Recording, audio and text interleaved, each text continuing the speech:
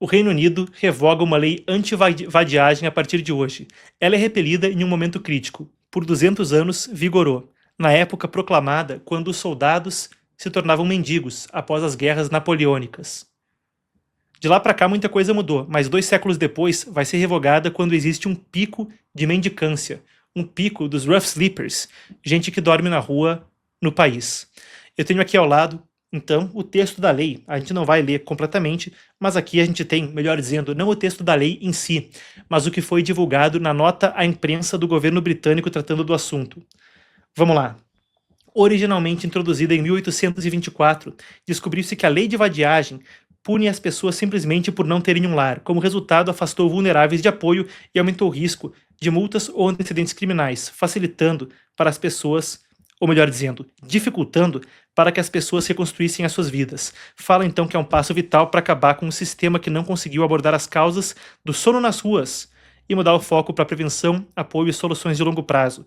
E aí fala ainda, isso vem junto de um plano de subsídios nacionais, 3,6 bilhões nos próximos 3 anos, tentando reduzir o mau sono, o sono nas ruas a longo prazo, e acabar com o uso ilegal de pousadas para famílias até o final do parlamento.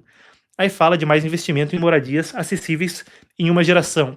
Pauta que não tem só a ver com dormir na rua, afinal de contas, um tópico que a gente consistentemente aborda no programa é como, no desdobrar da próxima geração economicamente, o sonho de casa e carro se tornam mais e mais distantes. Economia fragmentada, trabalhos se revolucionando em meio à revolução tecnológica da IA, e, para completar, a taxa de juros que torna o empreendedorismo complicado e o financiamento basicamente impossível para casais jovens, ou jovens solteiros, o que quer que seja. Essa é a informação. Revogação da lei a partir de hoje, junto disso, subsídios e um plano para tentar endereçar isso, não pelo restritivo, proibindo a mendicância, mas com uma injeção de dinheiro para que se tente abordar as supostas causas raiz no longo prazo. Como eu dizia na introdução, uma retrospectiva histórica nos leva a 1824. Naquela época, retornando das guerras napoleônicas, nas quais a duras penas a Inglaterra conseguia então sair vitoriosa sobre a França, os soldados voltavam para casa para encontrar uma sociedade que os rejeitava. Por vezes debilitados ou incapacitados por conflitos brutais, eles mendigavam nas ruas. A importunação era grande, porque eles costumavam mostrar as feridas na rua para dizer o motivo, então. Me deu dinheiro, sou um veterano, mostrando as feridas. A coisa ficou fora de controle e fez com que, no século XIX, fosse imposta essa lei anti-vadiagem. Agora, a situação é sim diferente, mas mais grave em termos de mendicância. Aqui isso é do Center for Social Justice, Centro para a Justiça Social. Apesar de ser uma buzzword, uma espécie de chavão que é comumente associada à esquerda do espectro político, esse think tank, que se diz independente, mas é citado nos veículos como inclinado levemente à direita. Rough Sleeping Tracker, um rastreio do mau sono. Rough sleep é o que seria dormir nas ruas. Aí, se fala em recordes históricos. Eu vou passar pelos números pontuados aí na tela. Center for Social Justice, então. Níveis recorde de pessoas dormindo na rua no momento em que a lei irá se alterar. Aumento de 96%. Aumento de 96% de gente dormindo na rua desde 2021. 171%. Quase triplicando desde 2010. Essa não é a história de problema resolvido, lei obsoleta. A história aqui é lei revogada, enquanto a crise subjacente é pior do que nunca. O gancho é esse. Mas isso vem com um incremento. Uma questão que permeia a habilidade do governo Labour de fazer isso. Você que tem acompanhado esse programa e as grandes tendências que moldam a nossa era, sabe como muito do que está acontecendo fora tem também a ver com o que acontece no Brasil. E não se viu, afinal de contas, mesmo as proibições em São Paulo de colocar aqueles espetos de concreto embaixo das pontes para evitar o acúmulo da mendicância? Por vezes se fala até de centros de tratamento distribuídos pelas cidades. E muitas vezes uma coisa tem ecos do que acontece no exterior.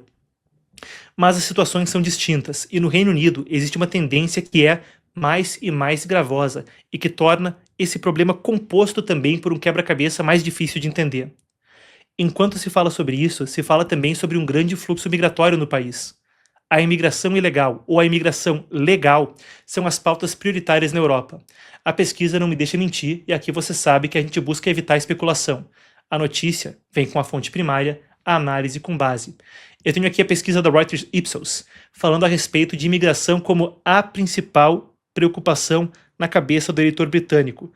41%. 41%.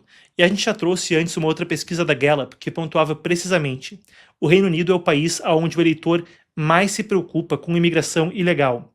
A ideia de subsídios para habitação, uma coisa que já é controversa quando se fala de refugiados, seja gente vindo da Ucrânia ou imigrantes que venham ilegalmente, em particular de países de cultura islâmica. Bem, quando se fala de uma injeção de subsídios, a gente aguarda para ver como isso vai se dar na prática. Poderia gerar mais desgaste e mais tensão nesse sentido? 2 crimes violentos recentemente, de Henry Novak, em Southampton, e depois de um advogado, Ogilvy, em Belfast, na Irlanda do Norte, trouxeram protestos anti-imigração para o top of mind, para a linha de frente do debate público no Reino Unido. Com isso, é mais um fator a ser analisado. A tensão migratória e essa lei poderiam trazer uma onda de mendigos vindo do exterior? É a principal preocupação na cabeça do eleitor britânico. Mais uma questão a respeito disso. Não é só uma questão de intenções, mas, em outro ponto, é uma questão da habilidade de governança. O Labour agora vai ter o quê? Mandato até 2029 no máximo, a não ser que convoque eleições antes, o partido governante no Reino Unido. Lá a eleição acontece por parlamento, então o primeiro-ministro é escolhido pelo partido que está no poder, e aí se renova o parlamento nas eleições gerais. Então o Labour ainda tem um mandato até 2029. Keir Starmer renunciou e agora se aguarda o favorito Andy Burnham para assumir. Pessoal, vou pedir um perdão para vocês, coisas que acontecem ao vivo. Alguma coisa que eu falei disparou uma Siri aqui no meu ouvido e tô ouvindo a voz. Eu vou ter que esperar acabar que tá... Eu sei que eu faço tradução simultânea, mas aí eu tô falando a mesma coisa. Aqui agora é outra coisa. Feito, foi agora. Tecnologia traz cada presepada pra gente. Resumindo o raciocínio. Agora o Andy Burnham deve assumir ali no Reino Unido e se tornar o novo primeiro-ministro.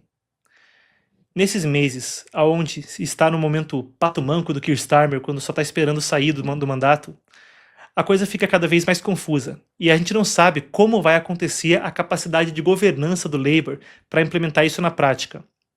O que se sabe é que, se isso se tornar um fator que também tem a ver com a crise migratória, pode deixar o Labour se complicando ainda mais nas pesquisas. Eu trago outras, eu trazia sobre a preocupação do eleitor, que a gente também tem visto aqui consistentemente, conforme cobrimos a pauta migratória na Europa. Essa é a pesquisa do YouGov. Daniel, solta. Aí se vê o Reform UK disparando com 25%. O Restore Britain, que é um novo partido também direitista, 3%. 2 partidos à direita que pegam os votos do partido tradicional à direita, os conservatives aí, os Tories.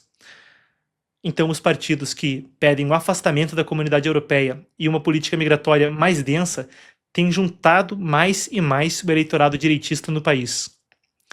Mesmo à esquerda se vê o Labour perdendo tração para o Partido Verde e os Liberal Democrats. Uma ruína da política bipartidária anterior do Reino Unido. Quando Keir Starmer renunciou, recomendo que você volte e assista aquele programa. Eu fui a fundo nisso e falei sobre as tendências de partidos de outsiders mais e mais serem comuns nos principais meios políticos do mundo, conforme mais e mais se tem eleições de rejeição e não afirmação. A metáfora é complexa. De novo, o programa lá onde eu falava sobre a renúncia do Keir Starmer traz análise completa sobre isso. Ponto é, uma das análises que me faz questionar é a seguinte: poderia o Labour estar diante de um suicídio eleitoral com isso? Se isso fizer com que as ruas se tornem mais e mais densas e repletas de, imigrantes ilegais, mendicância? Por um lado, pode-se especular que a ideia seria juntar os votos daqueles que estariam nas ruas. Por outro, poderia ser um suicídio eleitoral quando se fala sobre pauta migratória. Não é? A ver. Se essa moda pega, se vê mais e mais cenas na Europa que lembram países de terceiro mundo. Quando se fala sobre revogar a lei anti-mendicância, anti-vadiagem, anti-vagabundagem, aí é vagrancy, a palavra em inglês tem muitas traduções. Existe um risco que passa pela tensão migratória, um risco que passa por questão eleitoral e dúvidas quanto a se os subsídios podem de fato ser o suficiente para um plano de longo prazo ou se podem injetar dinheiro em um problema que ocupa a cabeça do eleitor britânico. No Na Mira do Marcos de hoje, então, Reino Unido revoga lei anti-vadiagem.